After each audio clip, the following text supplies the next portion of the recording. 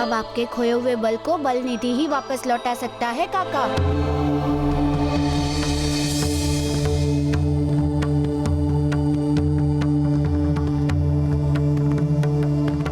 हे बलनिधि, मैं अंजनी पुत्र हनुमान आपका आह्वान करता हूँ। कृपया प्रकट होइए।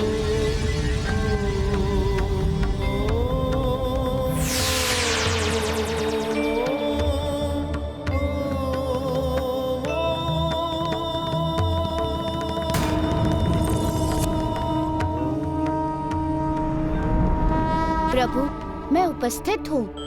बताएं, किस उद्देश्य से आपने मेरा आह्वान किया है? बलनिधि, दुष्ट दुराचारी बलधारी ने बहुत से लोगों का बल धारण कर लिया था और अब उसकी मृत्यु के साथ उन सभी बलवानों के बल का भी अंत हो गया है। वे सब लोग निर्बल और शक्तिहीन हो चुके हैं। इसीलिए मैं चाहता हूँ कि आप उन सभी लोगों के खोए हुए बल को वापस लौटा दे, क्योंकि अब इस संसार में मेरे रूप में बल के देवता केवल आप ही हैं। प्रभु, आपकी आज्ञा का पालन करना तो मेरा धर्म है। अतएव बलधारी द्वारा बलहीन किए हुए लोग चाहे कहीं भी हो, मैं अभी और इसी पल उनका बल उन्हें वापस देता हूँ।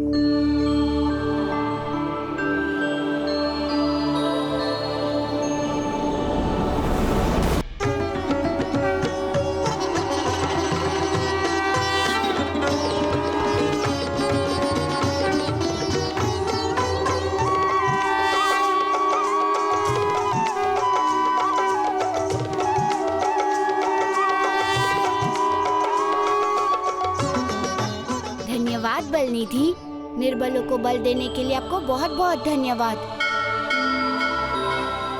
संसार के सभी बलवानों के लिए आप पूज्य होंगे बलनिधि।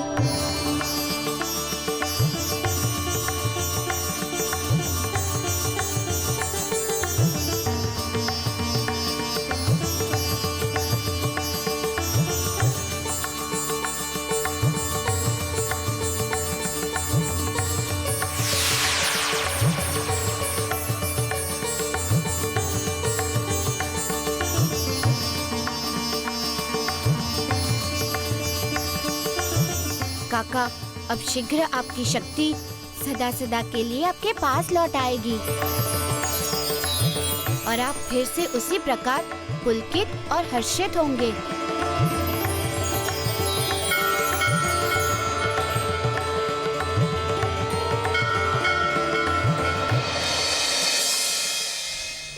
कुंजर जी,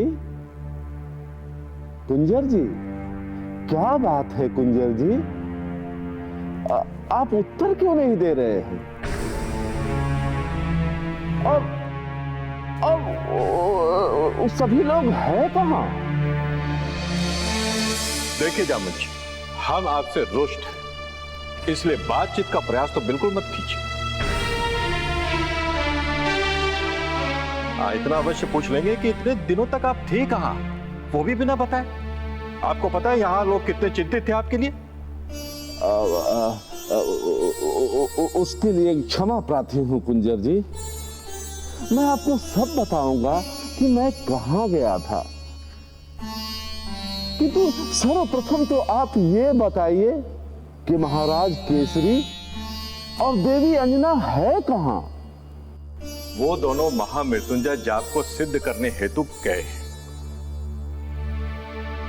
वो क्या है कि राजपुरोहित ने बताया था कि उनके जीवन में कोई संकट आने वाला है। केवल संकट नहीं कुंजर जी, बल्कि महासंकट आने वाला है। वज्रपात होने वाला है।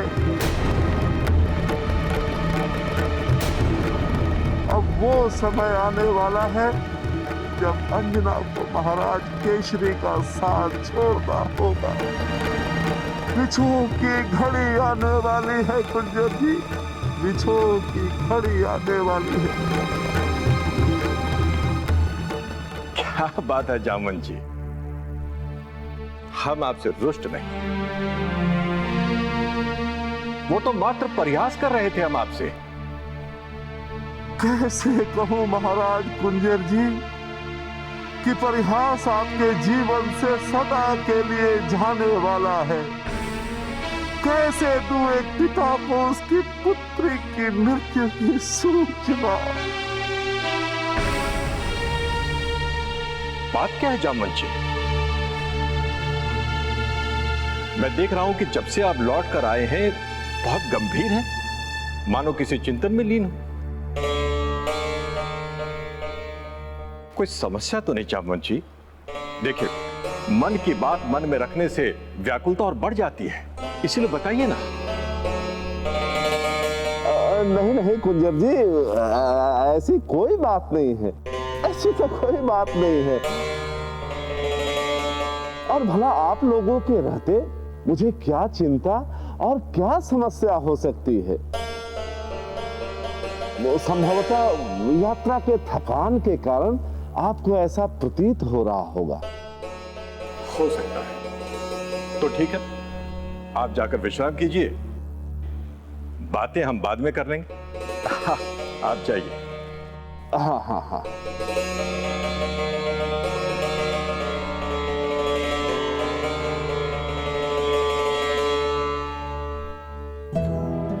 ऐसा प्रतीत होता है कि जामवंत जी मुझसे कुछ छिपा रहे हैं। अवश्य कोई गंभीर बात है, इसका पता लगाना होगा।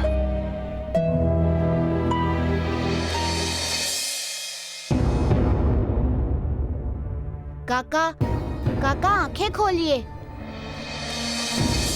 चेतना में आइए काका, चेतना में।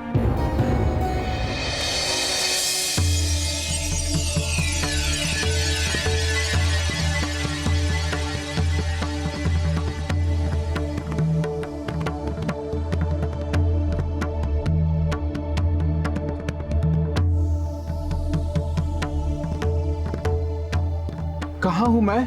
क्या मैं पुनः बलधारी के अखाड़े में आ गया? नहीं काका, आप बलधारी के अखाड़े में नहीं हैं। इसलिए आपको भयभीत होने की तनिक भी आवश्यकता नहीं है। लीजिए, पानी पीजिए।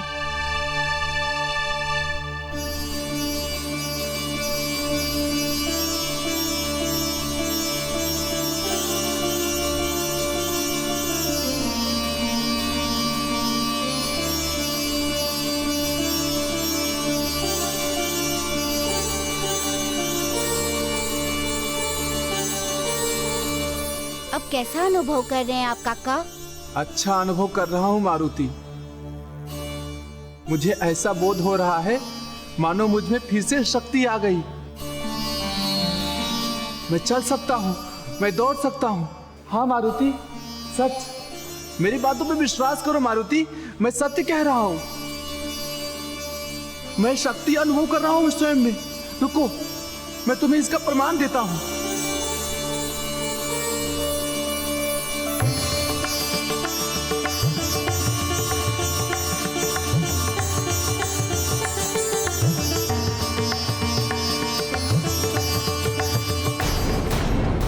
क्या हुआ काका? आप रुक क्यों गए? थक गए क्या? नहीं मारुति, नहीं। तब क्या हुआ आपको? एक संशय ने मेरे पांव रोक दिए। कैसा संशय? कहीं मेरी शक्ति फिर से वापस तो नहीं चली जाएगी ना? नहीं काका, अब आपकी ये शक्ति कभी भी समाप्त नहीं होगी। ये आपकी खुद की शक्ति है जिसे बलधारी ने आपसे छीन लिया था। वही आपके पास वापस लौट आई। उस पापी के पास से मेरी शक्ति वापस आ गई, किंतु ये संभव कैसे हुआ मारुति? ये सब इस अखाड़े की महिमा है काका। जो भी व्यक्ति अपने हाथों से अखाड़े का निर्माण कर उसमें नित्य अभ्यास करेगा, वे कभी भी शक्तिहीन नहीं हो पाएगा।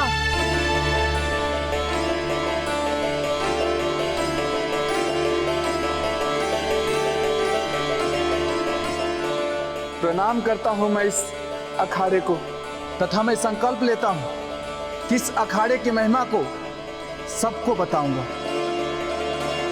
मुझे यहाँ लाकर मेरी शक्ति वापस दिलाने के लिए बहुत बहुत धन्यवाद। अब मैं अपने गृह जाना चाहता हूँ, अपनों के पास। आप अवश्य जाइए काका। काल हनुमान महाकाल भगवान धाय, वैरिणी के अंत है तू गदा को उठायो है, वैरिणी के अंत है तू गदा को उठायो है, वैरिणी के अंत है तू गदा को उठायो है।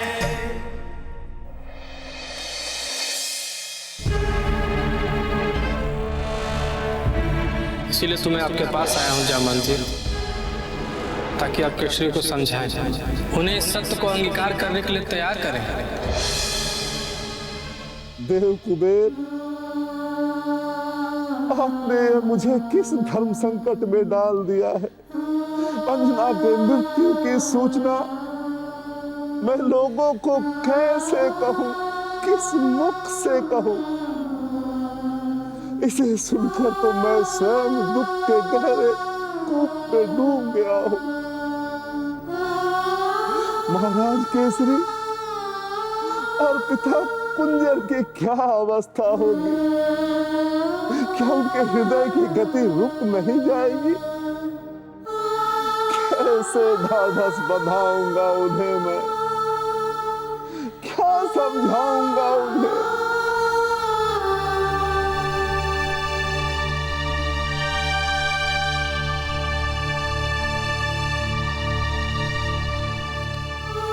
अंजना केवल प्राणी ही नहीं है देव कुबेर, वो अंजन प्रदेश की धुरी है। उसकी मृत्यु को अंजन प्रदेश की एक भी प्रजा सहन नहीं कर पाएगी देव, एक भी प्रजा सहन नहीं कर पाएगी। आज तक ऐसा कभी नहीं हुआ कि जामवंत जी किसी लंबी यात्रा से लौट कर आए हों और हमारे साथ बैठकर जी भरकर बातें ना की हो। हमारी स्मृति में कदाचित यह प्रथम अवसर है जब उन्होंने थके होने की बात कह दी। पर हम ये भली भांति जानते हैं कि ये थके होने की बात उन्होंने केवल अपनी चिंताओं को हमसे छिपाने के लिए कहा है। पर हम भी शांत नहीं बैठने वाले। इस बात की तह में जाकर उनकी चिंताओं का मुख्य कारण पता लगाकर ही रहेंगे।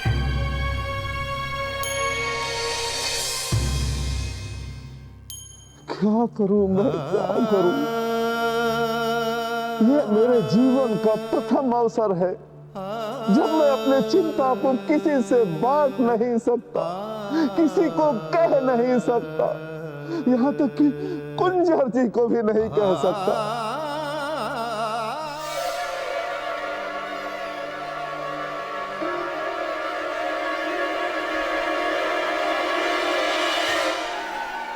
विधाता, ये कैसी विडंबना है। मैं कुंजर जी का भी सामना नहीं कर पा रहा, उनसे दृष्टि मिलाने की शक्ति भी नहीं है मुझ में। फिर उनके पुत्री की मृत्यु की सूचना उन्हें कैसे दूंगा? ऐसी कठिन परीक्षा मुझसे मत ले विधाता, ऐसी कठिन परीक्षा मुझसे मत ले।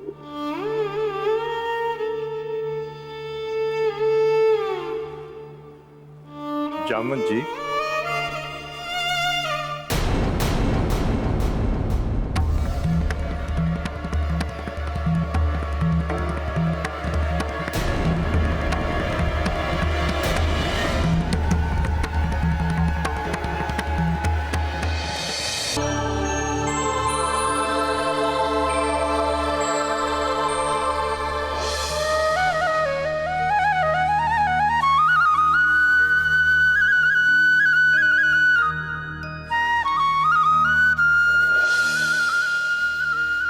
यही वो स्थान है जहाँ मुझे सुमेर जैसा मित्र मिला था। मित्र, मैं तुम्हें कभी भूल नहीं पाऊंगा। अब मैं संभवतः तुमसे भविष्य में कभी मिल ना पाऊं, किंतु मेरे मन मस्तिष्क में तुम स्मृति के रूप में सदैव जीवित रहोगे। कर्तव्यों के निर्वहन का दायित्व ना रहता तो संभवतः कुछ दिन और तुम्हारे साथ व्यतीत करता, किंतु कर्तव्य तो पहले है ना मित्र। तुम्हारी स्मृतियों को साथ लेकर जा रहा हूँ।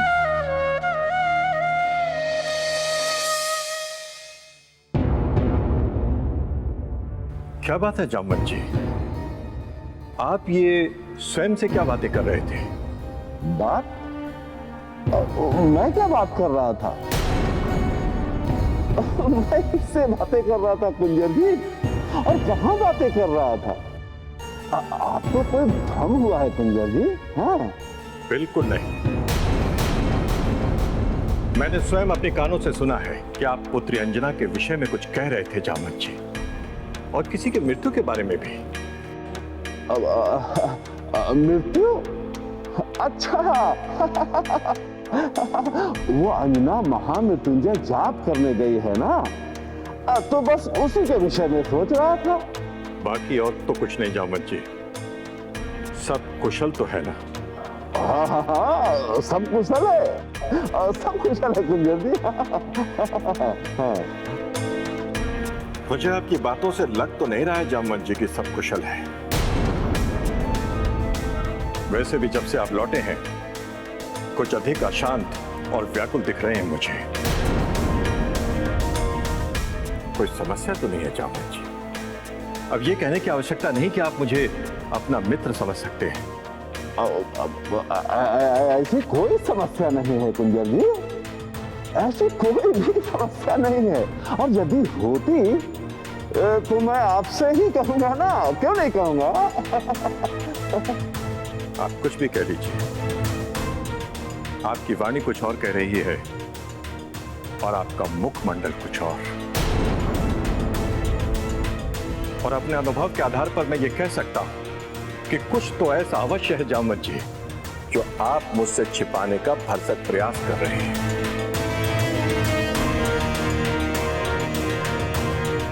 और वो क्या है ये आप जानते हैं, मैं नहीं। चलिए ठीक है, आप नहीं बताना चाहते तो मैं आपको बताने के लिए दबाव नहीं डालूंगा, किंतु आज आपके व्यवहार से ये बात स्पष्ट हो गई है जामवंत जी कि आपके मन में मेरे प्रति वो प्रेम, वो अपनापन नहीं रहा जो पहले हुआ करता था। चलिए ठीक है, जैसी आपकी इच्छा। आप प्रसन्न नहीं?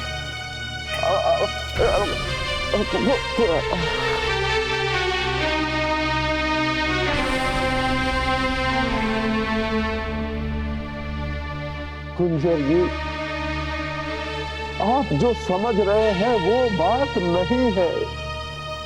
मैं जिस बात के लिए व्याकुल हूं वो आपको कैसे बता दूं कुंजर जी, कैसे बता दूं? किंतु बताना तो पड़ेगा ही, बताना तो पड़ेगा ही।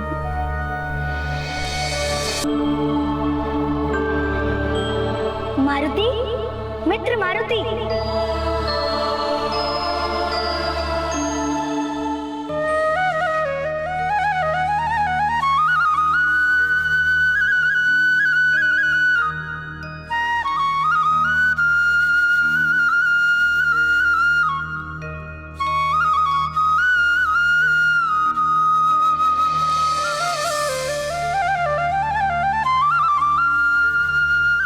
अंततः प्रभु की कृपा से तुम मुझे मिल ही गए। मुझे तो यह आशंका थी कि कहीं तुम इतनी दूर ना चले गए हो जहाँ पर तुम मुझे मिल ही ना पाओ। फिर बात क्या है? तुम भागे भागे क्यों आ रहे हो? तुम्हें लड्डू बहुत पसंद है ना, इसीलिए दादी ने तुम्हारे लिए लड्डू बनाए थे।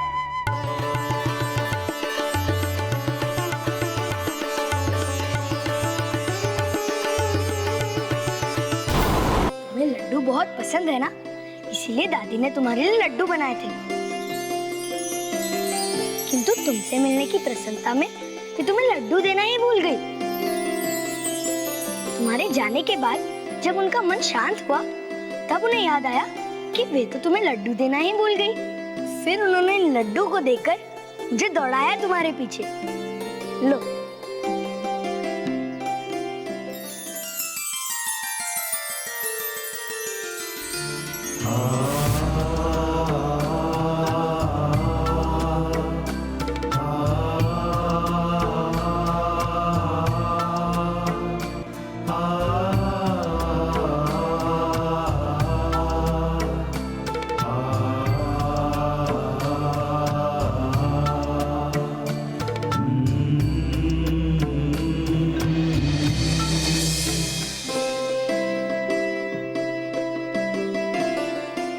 सोच रहे हो मारुति?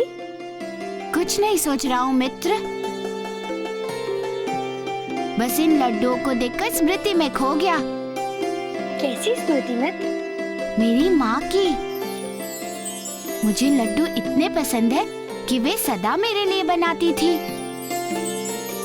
और अपने हाथों से खिलाती थी। तुम बहुत भाग्यशाली हो मित्र कि तुम्हें अपनी माँ से लड्डू खाने का सुअवसर प्राप्त हुआ। हाँ मित्र, अच्छा तब आओ हम दोनों साथ लड्डू खाते हैं। लड्डू देखकर मैं अधिक देर तक रुक नहीं सकता।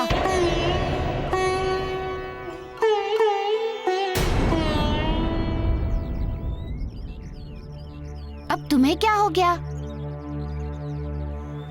नहीं, कुछ नहीं। आओ।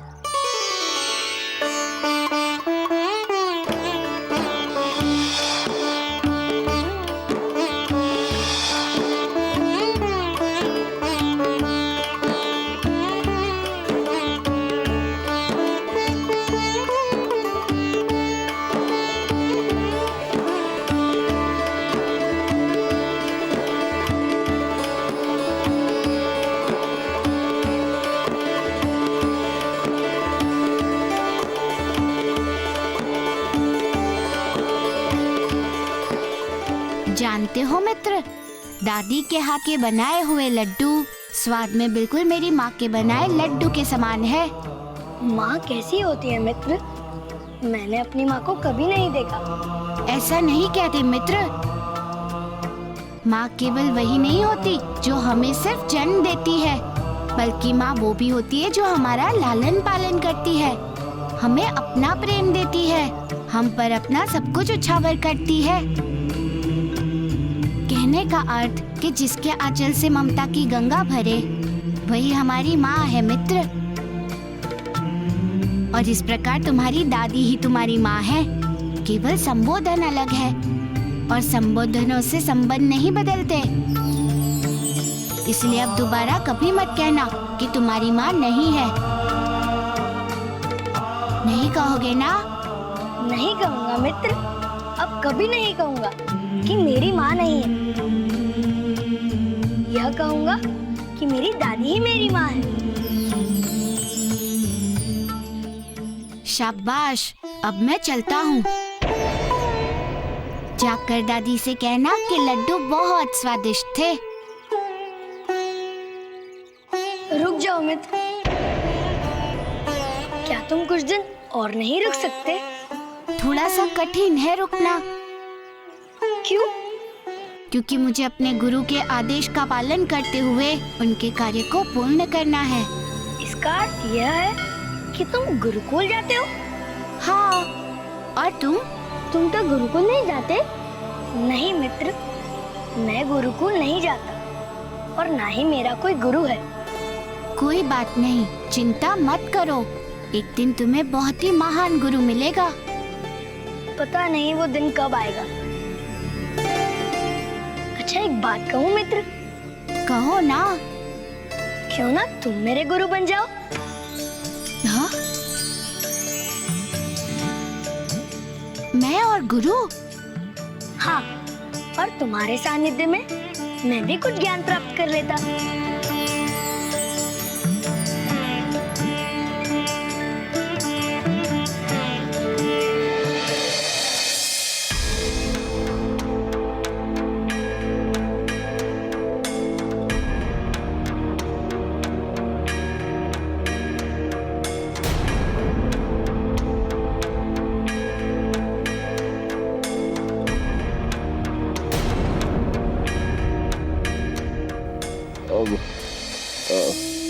कुंजर जी, जो आप समझ रहे हैं कि मैं बदल गया हूं, मैं अपनी चिंताओं और समस्याओं को आपको नहीं बताता हूं, तो ऐसा आप स्वप्न में भी नहीं सोचिए, क्योंकि मैं अपनी बात आपसे नहीं कहूंगा तो किससे कहूंगा? कौन है मेरे निकट?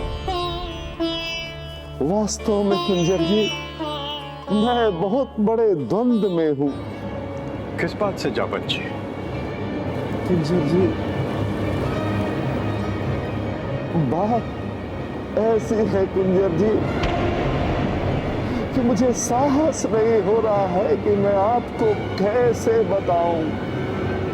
ऐसी कौन सी बात है जामवंत जी जिसकी अग्नि में आप स्वयं चल रहे हैं? बताते क्यों नहीं? बात क्या है? बोलिए तो सही। कुंजर जी, आप तो जानते हैं कि अंजना पुण्य का स्थला का रूप है। हाँ, जानता हूं। और आप ये भी जानते हैं कि अंजना के जन्म का क्या कारण है। हाँ हाँ, बिल्कुल जानता हूं कि ऋषि दुर्वासा के श्राप के कारण ही पुंजक स्थला ने इस पृथ्वी पर हमारी पुत्री अंजना के रूप में जन्म लिया था, यही ना? किंतु आप ये नहीं जानते हैं कुंजर जी कि ऋषि दुर्वासा ने जो पुंजक स्थला को श्राप दिया था उसकी अवधि समाप्त हो रही है।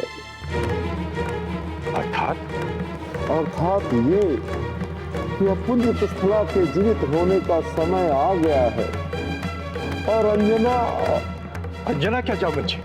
अंजना क्या?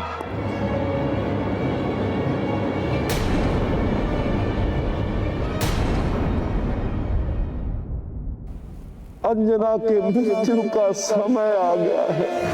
अंजना के मृत्यु का समय आ गया है। अंजना के मृत्यु का समय आ गया है।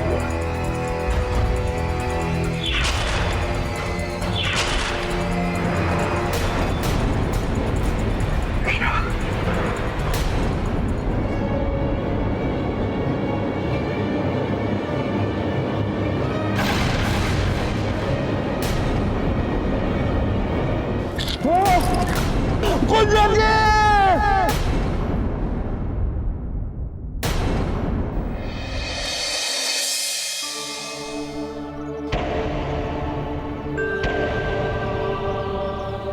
क्या सोच रहे हो मित्र? किस दुविधा में पड़ गए? क्या तुम मुझे इस योग्य नहीं समझते कि तुम अपना ज्ञान मेरे साथ बांट सको? नहीं मित्र, ऐसी बात नहीं है। तुम हर कार्य में सुयोग्य हो, बल्कि मुझे अपना ज्ञान तुम्हारे साथ बांटकर प्रसन्नता होगी। एकमात्र ज्ञान धर्म ही तो संसार में ऐसा धर्म है जो बांटने से और बढ़ता है। ऐसा सुअवसर प्राप्त होना तो सौभाग्य की बात होती है मित्र। किंतु क्या मित्र? समस्या ये है कि मेरे गुरु का दिया हुआ कुछ कार्य अभी अधूरा है, जिसे पूरा करना अति आवश्यक है। और इसे पूर्ण करने के लिए मुझे आगे की यात्रा पर जाना होगा। और तुम्हें शिक्षा देने के लिए मुझे यहाँ रुकना पड़ेगा। और मैं यहाँ रुक पाने में असमर्थ हूँ, अन्यथा मैं तुम्हें मेरा सारा ज्ञान दे देता। इसका अर्थ यह हुआ कि संभवतः मेरे भाग्य में शिक्षा है ही नहीं। नहीं मित्र, ऐसी बात नहीं है। संसार कभी भी किसी वस्तु से रिक्त नहीं है। मैं नहीं तो क्या हुआ, तुम्हें मुझसे भी अच्छा गुरु मिलेगा। जो सामने है वही नहीं मिला तो जो भविष्य के गर्भ में है, मैं उस पर कैसे भरोसा करूं? मित्र, वर्तमान ही भविष्य बनाता है। जैसा वर्तमान होगा, भविष्य वैसा ही बनता है। और वर्तमान में तुम्हारे भीतर ज्ञान अर्जन की इच्छा प्रबल है, इसीलिए भविष्य तुम्हारा ज्ञान अर्जन का होगा। इसका तो पता नहीं मित्र, किंतु एक बात अवश्य कहूँगा कि इस दुनिया का सबसे बड़ा धर्म मित्र धर्म होता है। किंतु आज पता चला कि दुनिया के सारे धर्म कर्तव्यों की चक्की में पिस जाते हैं। जाओ, तुम अपना कर्तव्य पूरा करो। अब तक जिस प्रकार मैं माँ और गुरु के बिना रहा हूँ, उस प्रकार एक मित्र के बिना भी रह लूँगा।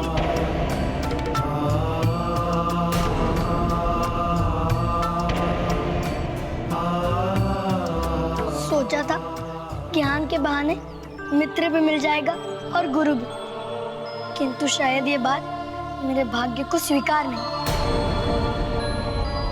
अच्छा मित्र, अब मैं चलता हूँ।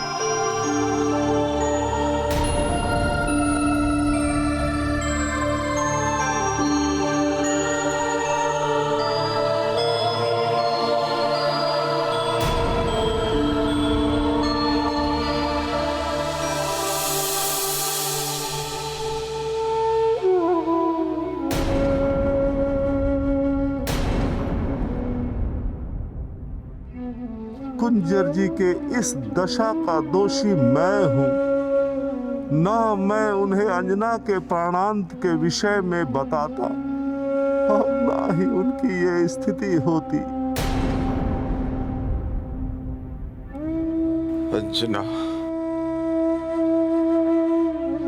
पुत्री अंजना,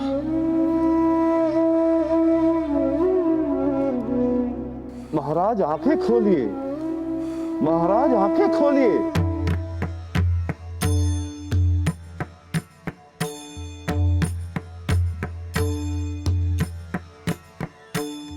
रोइए मत कुंजर जी, मत रोइए, स्वयं को संभालिए। कैसे संभालूं स्वयं को जामन जी, कैसे संभालूं? जानते हैं, अंजना केवल हमारी पुत्री नहीं, हमारा संपूर्ण जीवन है। वो हमारी प्राण है अंजना। और यदि सचमुच उसे संसार से विदा लेना है ना जामन जी, तो उससे पहले हम विदा ले लेंगे, क्योंकि उसके बिना तो जीवन की अब कल्पना भी नहीं कर सकते। नहीं कुंजर जी नहीं, ऐसी बातें मत कीजिए। मैं जानता हूं कि ये हम सब के लिए कठिन समय है, असहनीय है, किंतु धीरज तो धरना ही होगा ना कुंजर जी। और ये जो घटित हो रहा है वो विधि का शाश्वत सत्य है, जिसे हमें स्वीकार करना होगा। आपकी बातें धर्म सम्मत है जामन जी, पर पिता का आहत प्रेम धर्म नहीं समझता जामन जी। वो तो केवल अपने पुत्री के प्रेम और मोह के बंधन में जकड़ा हुआ होता है। इसीलिए तो गृहस्थ आश्रम में संबंध धर्म से ऊपर हो जाता है जामन जी। जामन जी, क्या इसके अतिरिक्त देव कुबेर ने आपको कुछ नहीं कहा? किस विषय में? अंजना के जीवन रक्षा के उपाय के बारे में जामन जी। क्या किसी भी तरीके से हमारे पुत्री के प्राण रक्षा नहीं हो सकते जामन जी?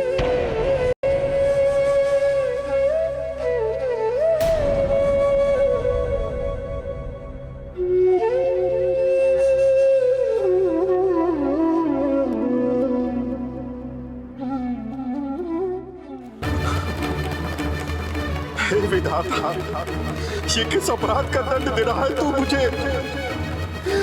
किस भूल का प्रतिशोध है ये? एक पिता के सामने उसके संतान की मृत्यु, कैसा न्याय है ये प्रभु, कैसा न्याय है ये?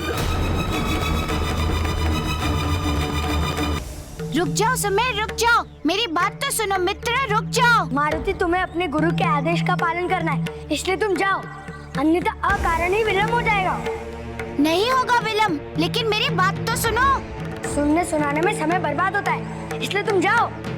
सुमेर, तुम जानते हो अपने गुरु के आदेश का पालन न करना कितना बड़ा धर्म होता है। गुरु?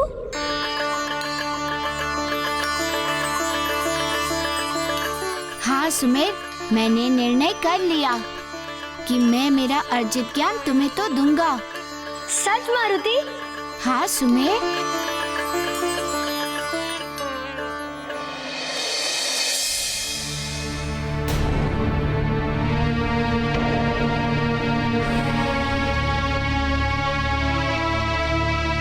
कुंजर जी, ये तो आप जानते ही हैं कि विधि का विधान नहीं बदलता। तो इस प्रकार आप धीरज खो देंगे, आप टूट जाएंगे, तो महाराज केसरी का क्या होगा? उन्हें कौन संभालेगा? उन्हें कौन समझाएगा? जामन जी, पुत्र केसरी को इस बात की भनक भी लग गई ना, तो अनर्थ हो जाएगा। वो ये कभी सहन नहीं कर पाएगा कि अंजना उसे छोड़कर चली जाएगी जामन जी।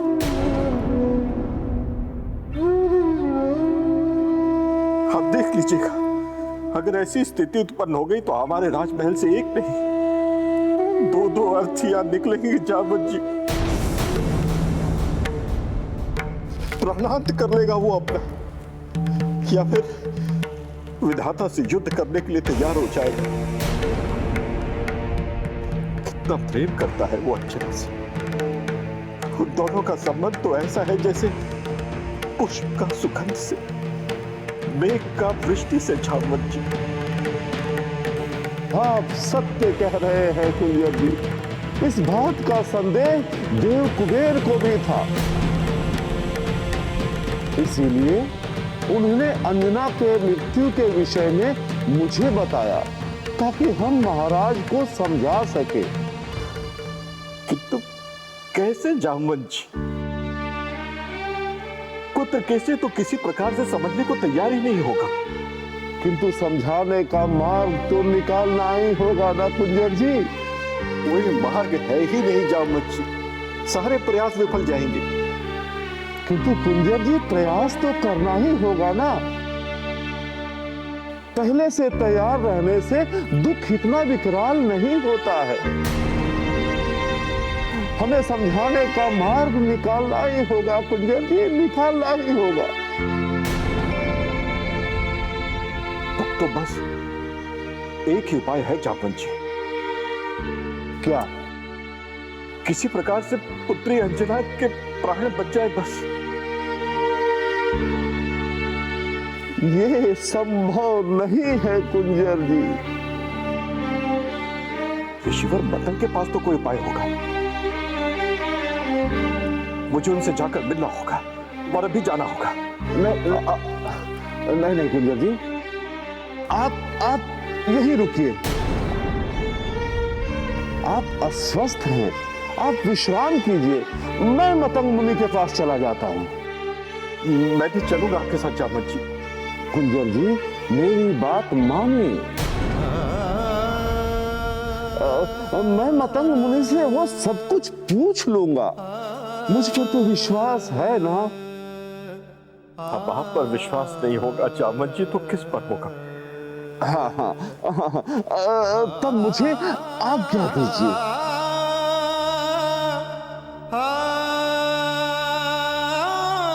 शीघ्र से शीघ्र लौट कर आइएगा जामवंत जी, हम प्रतीक्षा करेंगे आप। हाँ कुंजर जी, हाँ।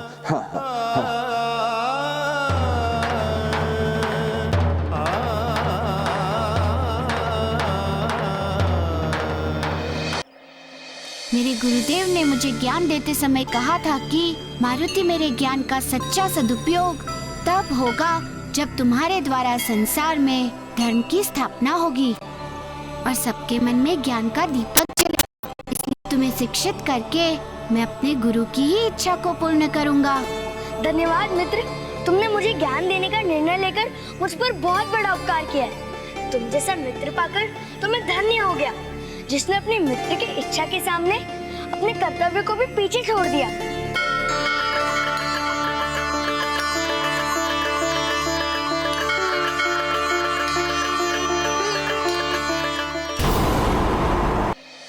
मेरे गुरुदेव ने मुझे ज्ञान देते समय कहा था कि मारुति, मेरे ज्ञान का सच्चा सदुपयोग तब होगा जब तुम्हारे द्वारा संसार में धर्म की स्थापना होगी और सबके मन में ज्ञान का दीपक जलेगा। इसलिए तुम्हें शिक्षित करके मैं अपने गुरु की ही इच्छा पूर्ण करूंगा। धन्यवाद मित्र, तुमने मुझे ज्ञान देने का निर्णय लेकर मुझ पर बहुत बड़ा उपकार किया है। तुम जैसा मित्र पाकर तो मैं धन्य हो गया, जिसने अपने मित्र की इच्छा के सामने अपने कर्तव्य को भी पीछे छोड़ दिया।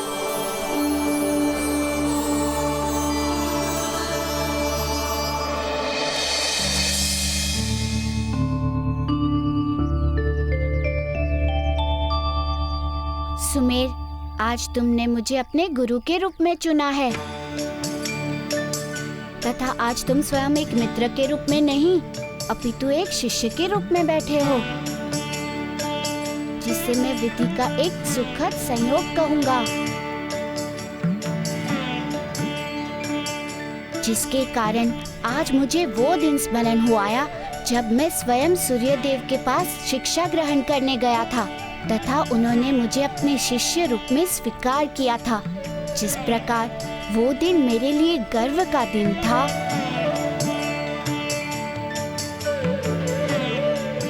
क्या सोच रहे हो मित्र? नहीं, कुछ नहीं। शिक्षा प्रारंभ करने से पूर्व एक दूसरे को गुरु शिष्य के रूप में आत्मसात करना होगा। तभी मैं तुम्हें एक गुरु के समान शिक्षा दे पाऊंगा और तुम एक शिष्य के रूप में शिक्षा ग्रहण कर पाओगे।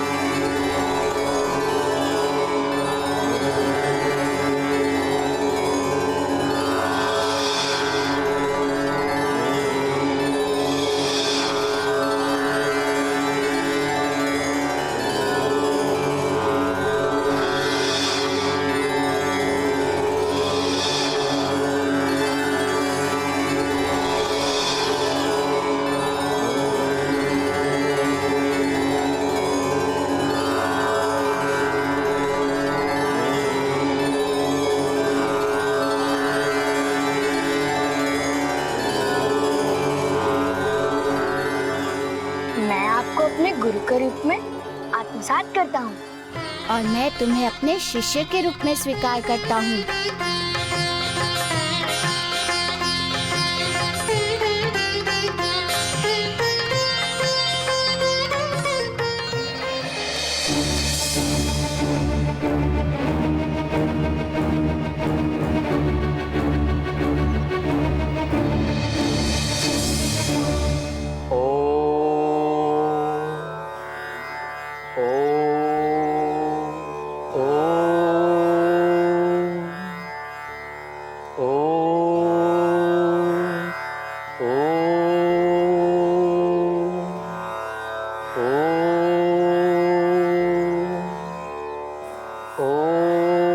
प्रणाम ऋषिवर।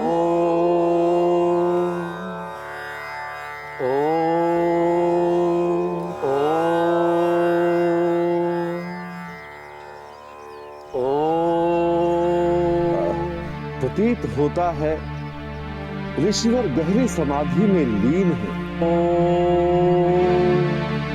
इस समय उन्हें समाधि से जगाना उचित नहीं होगा।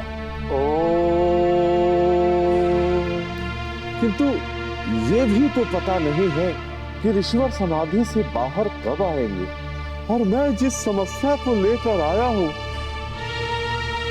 उससे पुत्री अंजना का जीवन जुड़ा हुआ है। विलंब से अनर्थ होने की संभावना है, इसलिए मुझे प्रतीक्षा करना बुद्धिमानी नहीं होगी। मुझे ऋषिवर को समाधि से निकालकर अपनी समस्या से अवगत कराना होगा। हाँ, एक क्षण मूल्यवान है। हाँ। ऋषिवर, मैं जामवंत आपको प्रणाम अर्पित करता हूँ और समाधि से जागिए ईश्वर, समाधि से बाहर आइए। अंजन प्रदेश की एक बहुत बड़ी समस्या को लेकर आपके सम्मुख उपस्थित हुआ हूँ ऋषिवर। कृपया समाधि से बाहर आइए ऋषिवर, कृपया समाधि से बाहर आइए। ओम।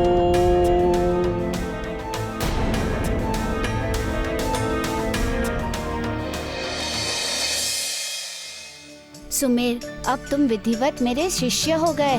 अब मैं तुम्हें ज्ञान देना प्रारंभ करूंगा। मनोयोग से ध्यान देना। सुमेर, मनुष्य के जीवन में केवल दो ही तत्व हैं। एक आत्मा जो अजय और अमर है, जो नश्वर है, क्षण भंगुर है। मनुष्य के शरीर को मनुष्य की इंद्रियां ही संचालित करती है। सुमेर, आज सर्वप्रथम मैं तुम्हें मनुष्य के शरीर को संचालित करने वाली उन्हीं इंद्रियों के विषय में ज्ञान दूंगा। ये इंद्रियां क्या होती है गुरुदेव? इंद्रियां वे हैं जो हमें ज्ञान देती हैं, इसीलिए ये ज्ञान इंद्रियां कही जाती हैं। ये ज्ञान इंद्रियां 5 हैं। आँख, कान, नाक, जिह्वा और त्वचा, यही मन को संचालित करती है। इन पर संयम पाना, इन्हें नियंत्रण पर रखना जीव का वही उद्देश्य होता है। किंतु जब प्राणी इंद्रियों के भ्रम में उलझ जाता है, तब वह अपने उद्देश्य अथवा लक्ष्य से भटक जाता है।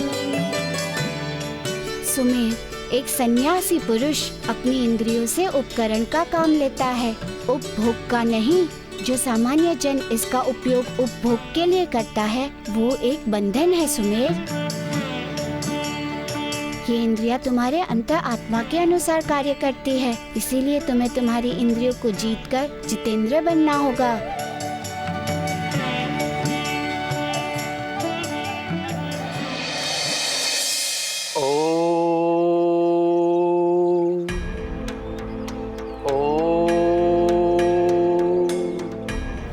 प्रतीत होता है गहरी समाधि में होने के कारण ऋषिवर तक बाहरी दुनिया का कुछ पहुंच नहीं पा रहा है, इसलिए मेरी पुकार का भी कोई उत्तर नहीं दे रहे हैं।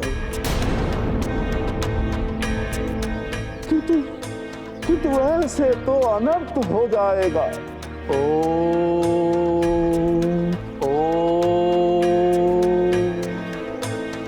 ऋषि मतंग को योग मुद्रा से जगाना आवश्यक ही नहीं, अति आवश्यक है। क्योंकि यही एक है जो त्रिकालदर्शी है, जो सब कुछ जानते हैं, क्या कुछ होने वाला है और जो कुछ भी होने वाला है उसका फलाफल क्या है। अंजना के जीवन की रक्षा का उपाय या मार्ग यही बता सकते हैं।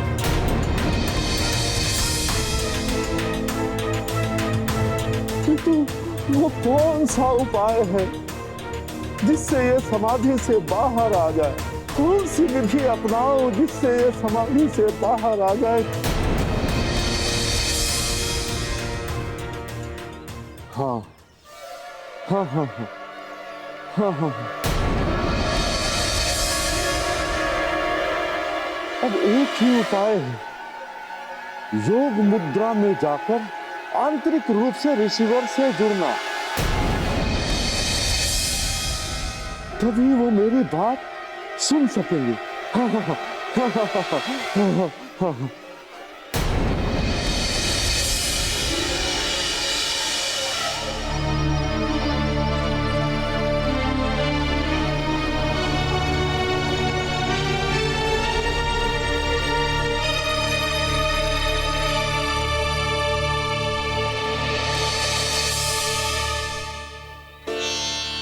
मालती, मुझे तो पता ही नहीं था कि हमारे शरीर में 5 ज्ञानेंद्रियां होती हैं, जिनके द्वारा हम स्वाद, सुगंध, स्पर्श, घ्राण एवं दृश्य का अनुभव करते हैं, जो न केवल हमारा ये संसार बल्कि हमारा परमार्थ भी सुधारता और बिगाड़ता है। मित्र, इंद्रियां ही मनुष्य के जीवन का मूल है। इन्हीं को साध कर मनुष्य अपने जीवन में ईश्वर के समान ऊपर उठ सकता है। किंतु इसके विपरीत यदि वे इंद्रियों के वश में हो गया तो पतन की कोई भी सीमा नहीं होती। जिस प्रकार शीश पर पहुंचने की कोई पराकाष्ठा नहीं होती, उसी प्रकार पतन की भी कोई पराकाष्ठा नहीं है। यह तो बहुत ही भयानक बात है गुरुवर, क्योंकि संसार में तो हमेशा भटकाव की संभावना होती है। क्या कोई ऐसा उपाय नहीं है जिससे मनुष्य की इंद्रियों को वश में करा जा सके? मित्र, इंद्रियों को साधने के लिए, उन्हें नियंत्रित रखने के लिए ही ऋषियों ने आश्रम व्यवस्था की ही स्थापना की है। यदि कोई भी मनुष्य आश्रम व्यवस्था के नियमों को पालन करे तो कभी भी इंद्रियां उसे अपने धर्म के मार्ग से नहीं भटका सकती। अर्थात आश्रम जीवन की वे स्थिति है जिसमें कर्तव्य पालन के लिए हर प्रकार से श्रम कहलाना चाहिए। कितने प्रकार की आश्रम व्यवस्था होती है गुरुवर? ये 4 प्रकार की होती है सुमेर। ब्रह्मचर्य आश्रम, गृहस्थ आश्रम, वानप्रस्थ आश्रम तथा चौथा एवं अंतिम है संन्यास आश्रम। अब मैं तुम्हें इन चारों आश्रम के विषय में विस्तार से बताऊंगा, कैसे मनुष्य इन चारों आश्रम में अपना जीवन व्यतीत करते हुए अपने जीवन के परम लक्ष्य अर्थात मोक्ष को प्राप्त करता है।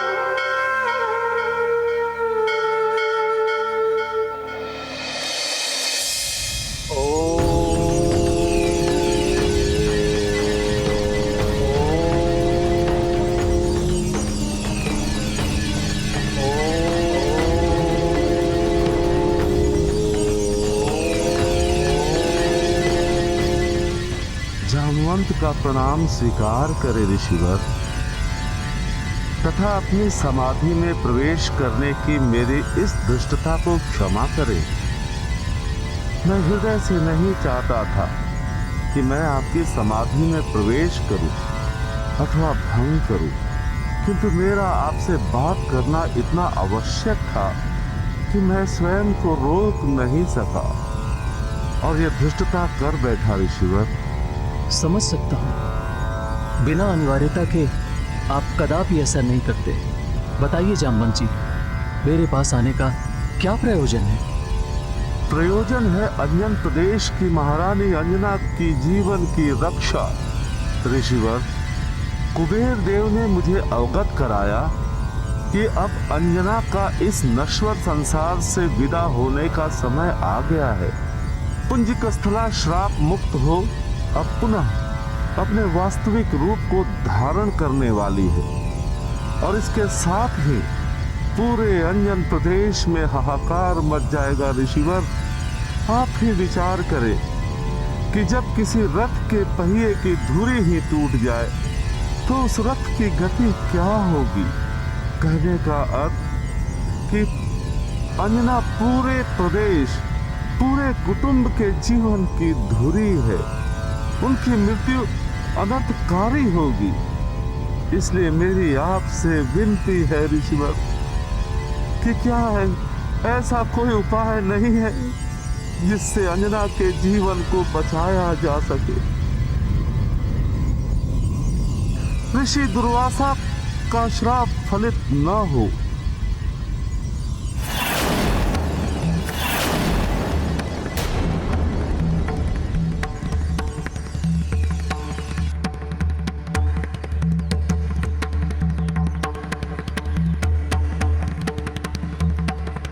सुमेर, 4 आश्रम में से सबसे पहला आश्रम ब्रह्मचर्य आश्रम है। ये मनुष्य के जीवन का सबसे महत्वपूर्ण आश्रम होता है सुमेर। ये ब्रह्मचर्य का अर्थ क्या होता है गुरुवर?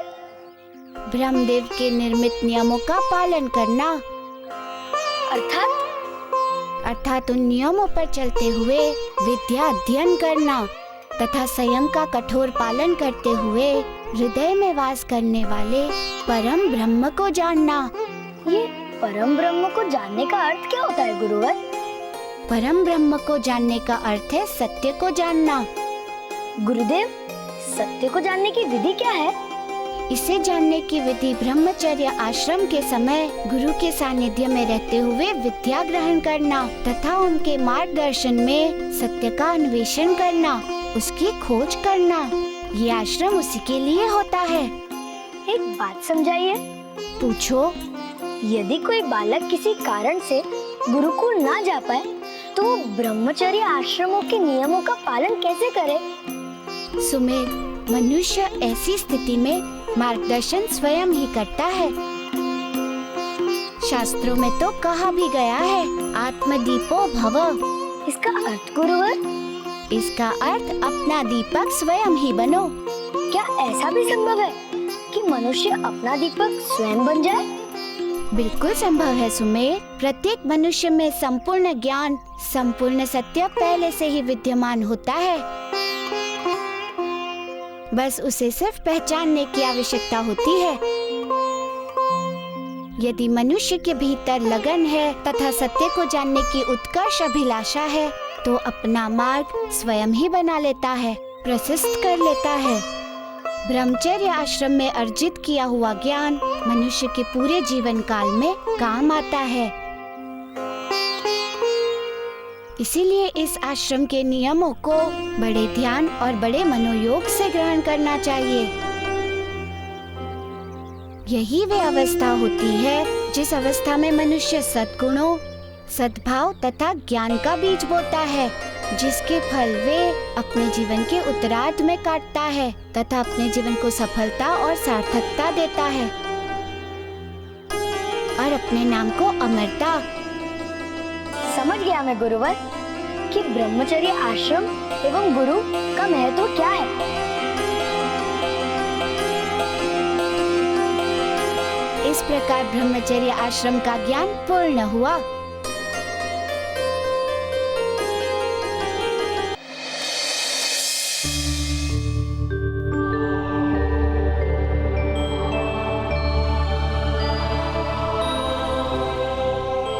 सुमेर, अब मैं तुम्हें गृहस्थ आश्रम के विषय में बताऊंगा, जो मनुष्य के जीवन का दूसरा महत्वपूर्ण आश्रम है। यह अवस्था कब प्रारंभ होती है गुरुवर? इसका प्रारंभ काल ब्रह्मचर्य आश्रम के बाद है सुमेर। विद्या अर्जित करने के बाद ये आश्रम प्रारंभ होता है। ये आश्रम समाज का आधार होता है। आचार, विचार और संस्कार इस आश्रम के उपकरण हैं। महत्व के दृष्टिकोण से जो महत्व मनुष्य के जीवन में वायु का है, वही महत्व सभी आश्रमों में गृहस्थ आश्रम का है। इस आश्रम में मनुष्य अपने ऋण से मुक्ति पाता है। कौन कौन से ऋण होते हैं गुरुवर? तथा मनुष्य इन ऋणों से कैसे मुक्त हो सकता है? सुमेर, मनुष्य के प्रमुख रूप से 3 ऋण होते हैं। कौन कौन से? प्रथम ऋषि ऋण, दूसरा देव ऋण तथा तीसरा पितृ ऋण। और देव ऋण से कैसे मुक्त हो सकता है मनुष्य? जब गृहस्थ आश्रम के मनुष्य तथा वेदों की शिक्षा दूसरों को देकर ऋषि ऋण से मुक्त होता है। और मनुष्य देव ऋण से कैसे मुक्त हो सकता है? इस ऋण से मुक्त होने की विधि है जब मनुष्य अपनी पत्नी सहित विविध यज्ञ आदि करता है, धार्मिक अनुष्ठान करता है, तब वे इस ऋण से उऋण हो जाता है। और तीसरे ऋण से वे कैसे मुक्त हो सकता है?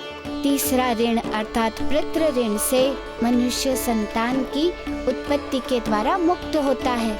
इसीलिए मनुष्य की मुक्ति के लिए इस आश्रम का धर्म पूर्वक पालन करके ही मनुष्य अपने ऋणों से मुक्त होता है तथा मोक्ष को भी प्राप्त करता है।